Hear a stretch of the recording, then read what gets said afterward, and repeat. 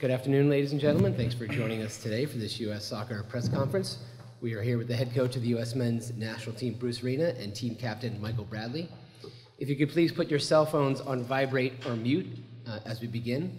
Just a brief program note. We'll begin with Bruce and Michael for 15 minutes, and then we will bring Tim Howard and Christian Pulisic. Thank you for all of us, those of you joining us on Facebook Live today. We'd also extend a special thank you to NYCFC for hosting us today here at the new NYCFC house.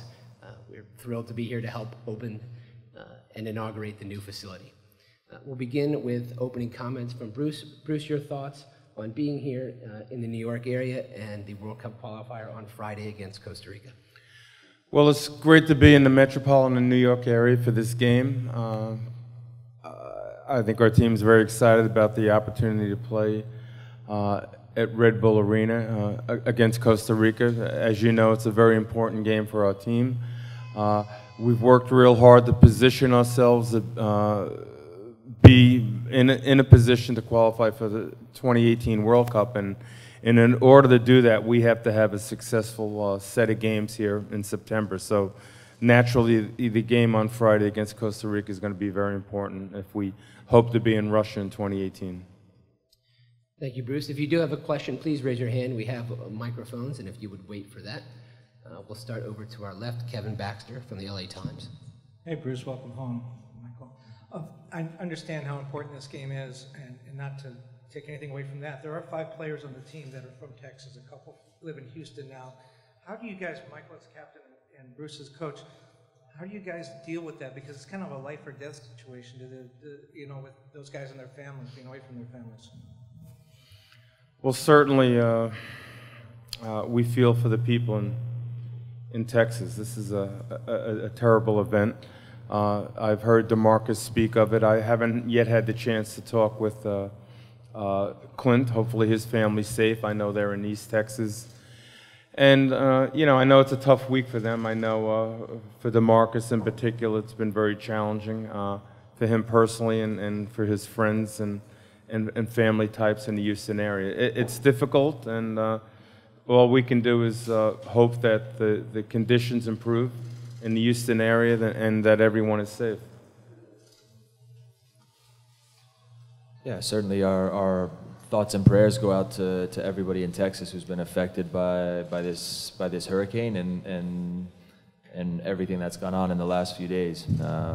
Some of the images and videos that have come out of Texas have been heartbreaking, and for all of us now, as human beings, as fellow Americans, to find the right ways to show support and help that part of the country as they find the right ways to move on from this. That's very important, and obviously in our own very little way, playing and representing the country in a really strong and proud way on Friday night is a little part of that. Jonathan Tannenwald. Bruce, this is a question about Christian. You've had players that you've coached over the years who've been young players and stepped into leadership roles. Landon Donovan in 2002, even Claudio Reyna when he was in college with you at Virginia. How does Christian's growth into a leadership role compare to other young players who you've seen mature like this? Well, first of all, Christian's even a little bit younger than the ones you've mentioned. At that time in their career, Christian's a little bit more accelerated in his professional career than they were. I think at this point, Christian has much better support than perhaps Landon had at his time and Claudio, because he's got a very experienced group of players that really are our leaders, such as Michael and Tim Howard and Brad Guzan and DeMarcus Beasley and those. So it takes a little bit away from the pressures on Christian to be a leader in our program as well. Right now, he's a very gifted player that we're allowing him the room to grow, both as a player and a person. So he doesn't have that much responsibility in that regard, but simply because of the fact he's such an outstanding player, there's some responsibilities both on and off the field that he has to assume, and he's done that. But I'm thankful we have such great leaders, like I mentioned, that take some of that pressure off of Christian. We'll come up front here, Michael Lewis. Yes, this is sort of a follow-up question for Michael. You broke into the national team as a teenager, and looking at what Christian has done, could you give your impressions about what he has done in the short time he has been with the team, and has he surprised you in any ways? He has surprised me for sure, just in terms of how good a player he is, and ultimately how quickly he's been able to find the right ways to come into our team and make a real impact even at this level.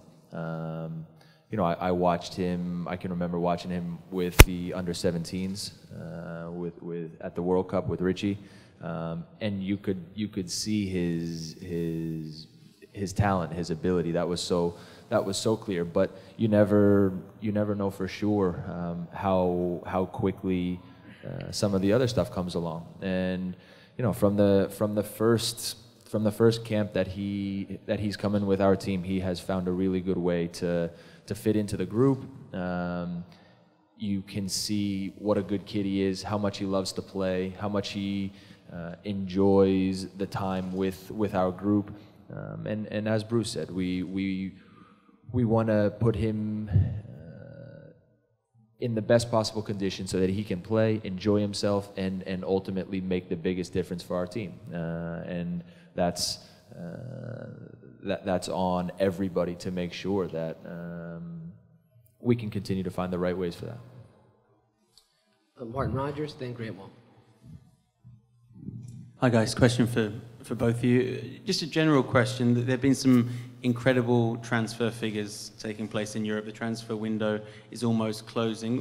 What have you guys made of that? And did you ever think we'd see a day where a player could sell for $200 million or even more? Makes no sense to me. Maybe Michael has a better answer to your question. No great answer for you. I mean, it's the reality of the game and the world today. So I would imagine prices are going to keep going up. What do you think it's like for those players? I know Paul Pogba, when he had the world record before it got broken, said that it's a difficult thing to get past mentally. What do you think it's like playing with that kind of tag above your head? I'm sure Michael would like to play with that tag. There's some good problems that come with that. That's for sure. Grant. Michael, you guys at Toronto have found a real consistency with getting winning results, and your national team has found consistency in 2017. What are the keys to that consistency? For me, the biggest thing is always the mentality of your group, and having a group of guys together with the staff, with the coaches, that together feel like they're in something together, and it's not just a bunch of guys who come in and who are looking to do their own thing and who only care about themselves and what is good for them as individuals. The only chance you have is to have, again, a team full of guys and people around it that understand that everybody has to give a little bit of something. Everybody has to give a little bit of what they are to make everybody else around them better. And you know, when you can create this mentality, whether it's with the national team, I think you know, Bruce and his staff have done a really good job of getting that part back to where it needed to be. Or whether it's in Toronto over the course of a few years, where your core group of guys remains the same, and you're allowed to add the right pieces from there.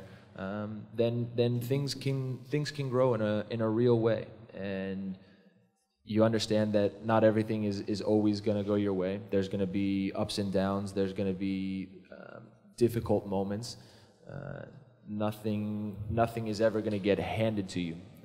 But again, when you have a group of guys who who understand that, who embrace that, who come in every day ready to leave everything else on the outside and give everything they have of themselves to make the group better, then that's when it starts to get fun. That's when you have a team that can hold up in the toughest of moments, a team that over a longer period of time can find the consistency that you're talking about in terms of winning and winning in big moments, and that process never ends. And so that's the fun part.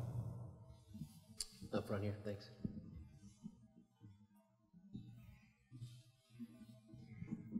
Thank you.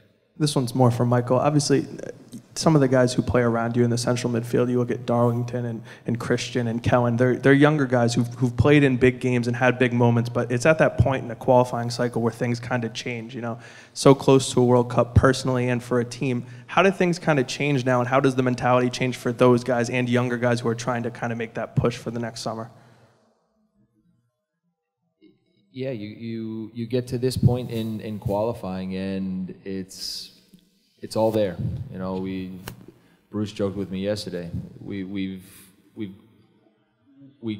gotten this far. We've turned it around in the right ways, and we've got to make sure we finish the job.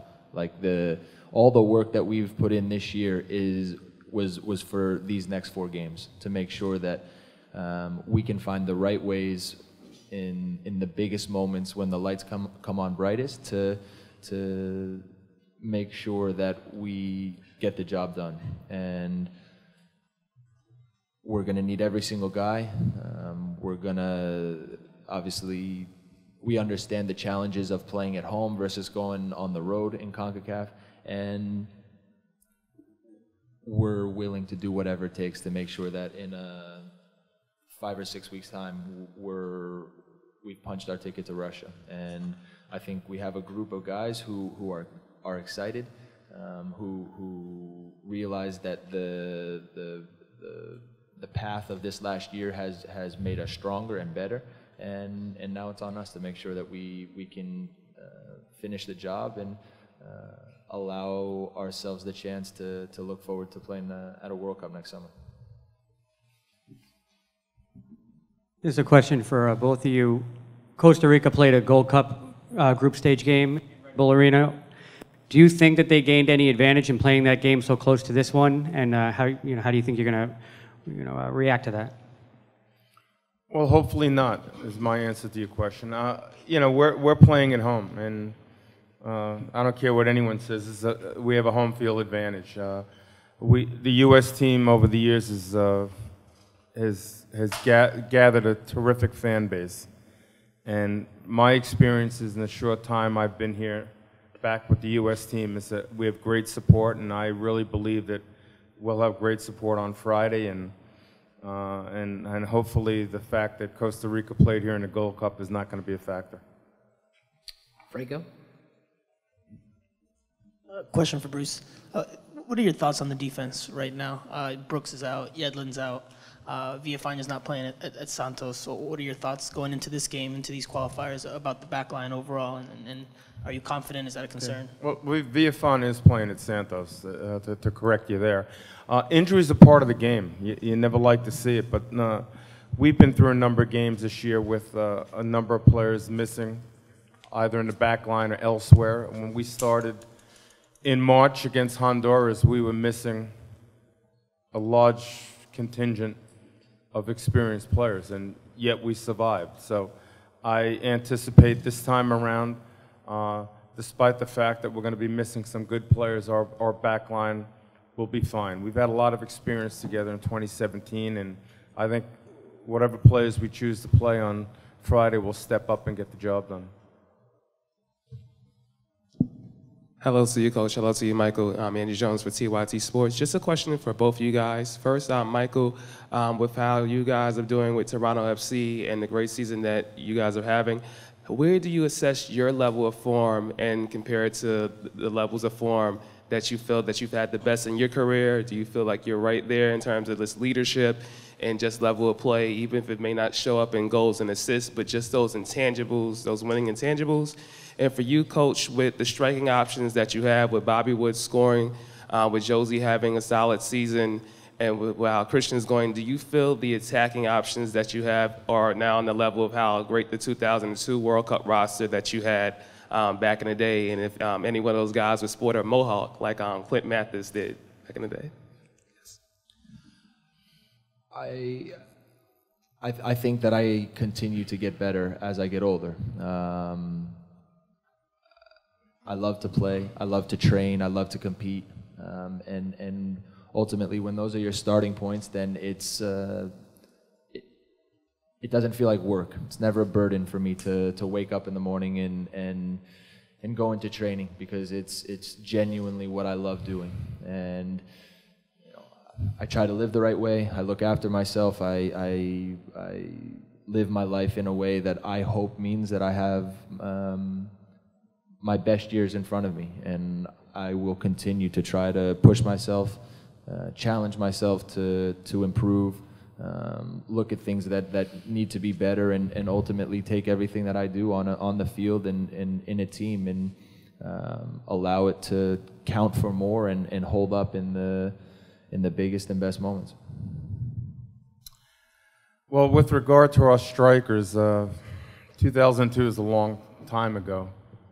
I guess we had Brian McBride and Clint Mathis, two outstanding players. The goal that Clint scored against South Korea was one of the greatest goals I've ever seen. But I like our strikers here, the combination of Altidore and Wood and Dempsey and Morris and Wondolowski. It gives us a lot of options. They're very good players, and I think the one thing that's gives me so much optimism is the fact that they're all in very good form right now. And then whoever we choose over these next couple of games are going to be dangerous. So I'm real comfortable with the group of strikers we have here. We'll do two more, Ibis and then Stefan.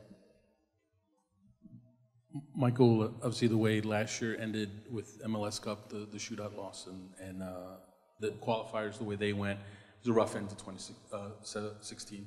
What were your thoughts going into that offseason, and what could be in 2017? And could you have envisioned things kind of playing out the way they're playing out right now with TFC top of the league and undefeated U.S. national team? Yeah, I did envision it this way. When you go through moments where things don't go your way,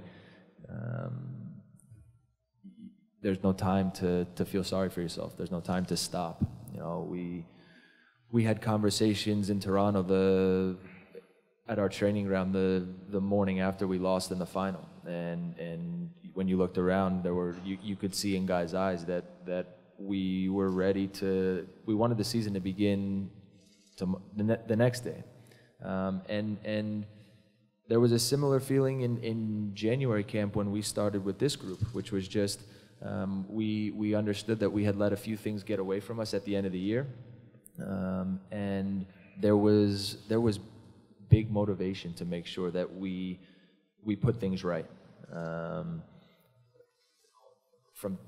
We all understand that getting to a World Cup is pass or fail, and at the end, it's doesn't matter who the coach is. It doesn't. Nothing else matters. It's our responsibility as players to step on the field and make sure that we find the right ways to do whatever it takes to qualify.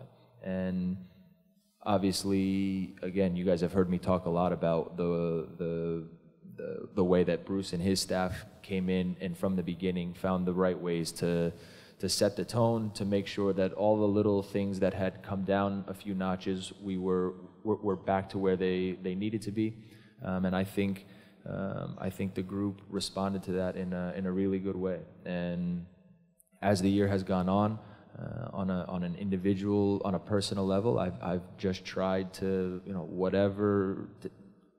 essentially to take it 90 minutes at a time, whatever team I'm playing for, and in that moment to leave everything else out and focus on whatever I can do to make guys around me better and to give the team the best chance to win. And the chance to captain the national team, to captain my club, it's a huge honor. And you know, it's been a good year so far, but I also understand that we've not done anything yet. We've not done anything with the national team yet in terms of qualifying. Obviously, the Gold Cup was a big moment for us, and we've not done anything with Toronto yet. And so the biggest games are still to come. The big prizes are still coming, and as long as that's the case, then I'm gonna keep going and going. Stefan. Bruce, you mentioned the growing fan support, but this is the first game qualifying in the New York area for the US side. Why do you think you guys feel comfortable now doing this, and do you envision more games, more qualifiers being played around here? Well, I can't speak for the second part of your question. I don't plan a whole lot of qualifiers, and that's U.S. Soccer's job. No, certainly, I'd give them input, and I'm not sure I'm going to be part of too many qualifiers down the road. So this time around, I'm happy to be here. I just think we have a great fan base in our country now. Supports the national team wherever we are. I've seen it in the last couple of qualifiers, and I anticipate Friday we're going to have a great crowd, and it doesn't concern me in the least. Thanks, Bruce. Thanks, Michael. In just a moment, we'll have Tim Howard and Christian Pulisic. Tim, I think maybe Michael's still within earshot here, but he talked a lot about how he envisioned the year going this way for him with Toronto and with the national team. It seems like he's caught a second wind. Not to say that he hasn't played well before this, but he's playing out of his mind now. Have you noticed a change in him? I've not. I've you know, this is the same Michael Bradley that I've known for a long time. He's been on an upward trajectory. You know, when you're the captain of the club and captain of your country and the son of the national team coach, so there's a lot of criticism that falls on your shoulders, and I think he's handled it magnificently. He's been one of the greatest captains I've played for. He's just always there. He's always putting in the work. He's always grinding. And for me, it's just great to see him get player of the tournament and to see him lead his team to the top of the league and to lead this team where we're going. You know, it's good to see a guy get his just rewards for the effort he puts in.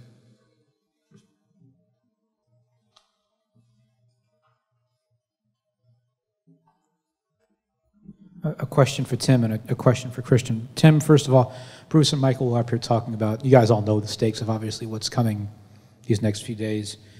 Is the goal 6 points? Is it 4? What is it? And then for Christian, what has it been like for you growing into a leadership role as the playmaker for the national team and also growing into a leadership role at Dortmund where your coach, Peter Bosz, said a number of really great things about what he's seen from you in recent weeks? Yeah, 6 points is obviously... You know, I think we'd always like to get 6 points, and as we get closer, we need to win at home. I think that's a no-brainer. But we also have to flip-flop one of the results that happened in November. You know, World Cup qualifying is about winning your home games and at least getting a point on the road. And for us to get 0 points in those 2 games early on, we have to obviously find a way to win away from home. And I think Honduras would be a great spot, and it would put us in a really good position to either qualify that night or hopefully the next. Yeah, and for me, it's an amazing honor to be a regular part of this team. I mean, you know, kind of being in that playmaker role, it's just kind of been a style of mine how I've played most of my life, and yeah, it's just amazing to be out there and just trying to help the team in whatever way I can. And then with Dortmund, of course, you know, we've lost some players, but I'm really excited to continue my career there, and really excited to start and finish the rest of the season. So yeah, I'm kind of growing into a role there as well, and it's been really fun.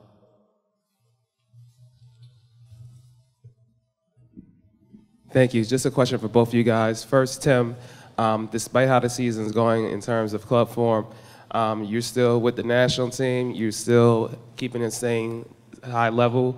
As we've seen with Gigi Buffon and with many goalkeepers playing longer and longer past than regular field players, how long do you see yourself going on beyond just not only playing for national team after this cycle, but also beyond in terms of just your career overall?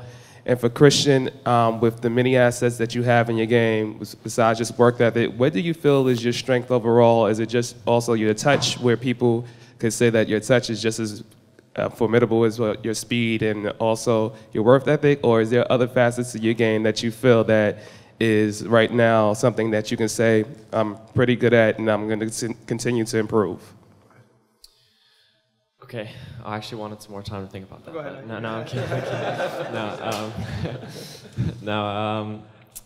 I mean, I think that my biggest quality is just going out there and being creative, being dangerous, just always keeping the defender on their toes with that attacking style. And yeah, that's what I go out and try to do. Just kind of be unpredictable and going out there and doing whatever I can, helping my team, you know, normally on the offensive side of the ball, but you know, handling my responsibilities defensively too. So yeah, definitely my attacking aspect of the game, being creative, and yeah. You know, in regards to my club career, you know, I think I have 2 more seasons left after this. That sounds about right. I'm sure there'll be some people who want me out before that, but you know, if I can keep myself fit and healthy at this stage, it's just about trying to stay healthy and be on the field. Takes up all my time trying to do that, as I've mentioned before. Internationally, who knows? God, I'm trying to get through this game and the next, and then you know, it's all about getting selected and hoping we can all be a part of leading this team to World Cup and then getting to World Cup after that. Who knows? Great, Wall. For Christian, this season has just started at Dortmund, but there's been changes with the coaching, with maybe your role on the team. In your eyes, what is being asked of you this season that's maybe a little different maybe than last season? I don't think there's too much different. You know, maybe we lost a player or two, but I mean, I kind of have the same role in the team whenever I'm on the field, similar like I do with the national team, is being effective, being dangerous, and helping my team to create and to score goals. And I understand that, and I'm excited for this new season, whether there's more responsibility put on me or not. I'm going to go out and I'm going to try to do the same things and, you know, be effective. So. Martin. Christian, Ousmane Dembele obviously just joined Barcelona for a huge amount of money. What's it like seeing someone who's a friend and a colleague of yours suddenly with this huge price tag on his head? And Tim, did you ever think you'd see a day where a single player might cost $200 million in transfer fees? Yeah, I mean, he was a good friend of mine. It's always tough when you see a good player leave. It's not easy, you know, but I think it was a dream of his, play for Barcelona, and I'm not going to be unhappy for him, so I'm definitely happy, and yeah, I'm excited to see what he can do in his future, but like I said, it's not always fun, you know, losing one of your best players. You know, the transfer fees now are staggering. I think they're probably out of control. We'd all agree on that. You know, there's rules implemented to kind of level the playing field. I don't think any of us in this room understand those rules, you know, but a lot of money being thrown around. I can only imagine that it's cyclical and that at some point the inflation has to come back down, but pretty exciting to watch as a fan, that's for sure. Hey, Christian, 2 questions for you. One, there's been a lot said about you, a lot of hype about you. How do you handle that? What do you think about that? And 2, what would you like to improve in your game on the field? Yeah, I mean, of course, I hear about all this stuff. People talk about, you know, this kid, there's hype, whatever, but I just try to keep it out of my mind as much as I can because that doesn't really matter to me. I put enough pressure on myself. I don't need all this outside, you know, attention or whatever like that. So I just try to do the best I can, you know, for myself and the people around me. So that's all. And I mean, I think I have a lot of things to improve on. You know, first, just growing physically, being stronger, and just continue to improve on, you know, doing what I do best, going at defenders, finding new ways to attack defenses, and help my team on the offensive side. Brian Strauss. Hey, Tim.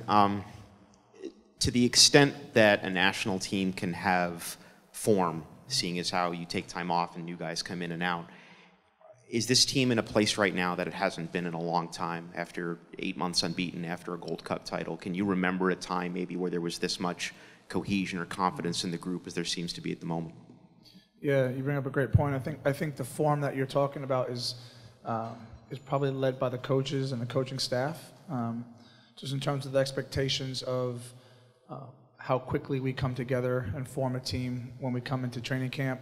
You know, the makeup of this team I keep talking about is probably the best that I've seen, and the reason for that is we've got a really good nucleus of young guys. I know Christian gets all the attention, rightfully so, but we've got a bunch of young guys, Jordan Morris, Kellen Acosta, you know, kids who aren't afraid to spotlight. And then I think a lot of credit goes to the older veterans in this group. You know, we've got some guys who are superstar names who are getting older, who have, you know, under Bruce's tutelage have decided that they'll take any role that's offered to them and help the team. You know, and I think with the national team you don't see that a lot. You know, when you're an older superstar, most guys just kind of throw their hands up and say, I don't need to travel, I don't need the headache, I need to play every minute, and that's not what this group is about. So I think from top to bottom, the team is structured really well to not only be a team, be a good team, but to compete at every level.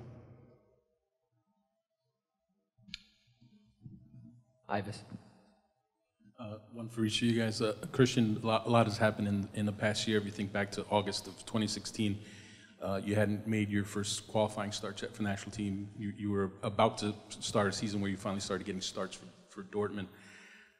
Going into this season with Dortmund and going into this camp, do you feel the difference? Is it just are you more comfortable? Do you realize now, like you feel like you fit in more? Like, do you feel the difference? And for Tim, as far as Michael Bradley goes, obviously you've seen him, you've known him since he was little. How young could you see kind of a leader in him? Do you see a captain in him pretty early on? Yeah, for me, everything happened a little bit too fast. Of course, you know, in the past year has been a roller coaster. You know, being able to play at a club level, at a high level, and then, you know, getting called into national team, it's amazing. But I'm just trying to stay as level grounded as I can. You know, finding the balance. You know, and yeah, I'm just honored that I'm here, and so quickly I'm able to represent my club and country. So it's been an honor. Yeah, Michael's always had a good sense of leadership, but you know, he's had a sense of hierarchy as well. You know, being thrown out, I trained with him when he was, I think, 16. You know, at my first World Cup training camp in 2006. Always been respectful. He leads by example. He's doesn't mix his words. You know, he's a football first guy. He's intense. He's very competitive, not just in training, not just in games, but all the time. And I think, you know, to be a good leader is very hard. You have to wear it all the time. There's no days off in that regard. And I think that's what stands out most about him. He is very steady. You know, there's never an off day with him. He's always thinking football. He's always trying to make the team better, whether it's a small conversation, you know, in the lunchroom, or whether it's, you know, getting into a guy in the dressing room. He's always on, and I think that's important to be a captain. In the back. Yes, hello. Manuel Medrano from La Revista Semanal. Hello, Tim, Christian. Tim, we are expecting a full crowd this Friday night. What are the words that you can express to the fans, knowing that it's important to gain those 3 points? You know, I think the fans are probably more hyped up and excited than we are right now. You know, we're trying to focus in and put the game plan in place, and you know, they know what's at stake. You know, I'm from this area. You know, I played for the Metro Stars. Some people probably don't even know that, but you know, this was a pipe dream, this stadium in Harrison. You know, and for it to be there and to actually be playing games, you know, there's no crowd like playing in front of your home crowd for me. So they'll be excited. They'll be ready. You know, I don't think I need to speak much about hyping the game up. It'll be a full house, and they'll be ready. Franco. Tim, question for you. John Brooks is out. DeAndre Yedlin's out. Omar Gonzalez and Villafana, they're just getting into their seasons. What kind of challenges does it present not to have your first backline together, and how do you overcome these challenges? I'm very comfortable with the guys that I'm playing with. You know, we didn't have Brooksy, we didn't have DeAndre in the Gold Cup. I thought we were rock solid. And again, you know, I point back to the Trinidad game and the Mexico game. Bruce calls in 23 to 25 players who he's prepared to play because, you know, we can get a result, and we did that against Trinidad and changed the team a couple of days later. And people thought it might be a fluke, but there was a purpose behind it. So whoever steps in and on this roster is expected to perform, so it shouldn't be a problem. Last question. And just one last one for Tim. You're going to go against, again, Keylor Navas this Friday.